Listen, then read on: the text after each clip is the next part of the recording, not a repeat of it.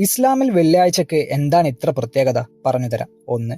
ആദം നബി അലൈഹിസ്സലാമയെ സൃഷ്ടിച്ചത് വെള്ളിയാഴ്ച ദിവസമാണ്. 2. അദ്ദേഹത്തെ സ്വർഗത്തിലേക്ക് കയറ്റിയതും ഭൂമിയിലേക്ക് മാറ്റം ചെയ്യപ്പെട്ടതും വെള്ളിയാഴ്ച ദിവസങ്ങളിലാണ്. 3. ളുഹർ നിസ്കാരത്തിന് പകരമുള്ള ജുമുഅ നിസ്കാരം ഈ ദിവസമാണ്. മുഅ്മിനുകളുടെ പെരുന്നാളാണ് ജുമുഅ നിസ്കാരം എന്നാണ് ഹദീസിലുള്ളത്.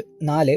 വെള്ളിയാഴ്ച ദിവസത്തിൽ ഏതോ ഒരു മണിക്കൂർ നമ്മൾ അള്ളാഹുവിനോട് ദുആ ചെയ്യുന്ന എന്തും അള്ളാഹു ചെയ്തു തരും. അസർ മഅരിബിന്റെ ഇടയിലെന്നും 2 ഖുതുബയുടെ ഇടയിലെന്നും അഭിപ്രായമുണ്ട്.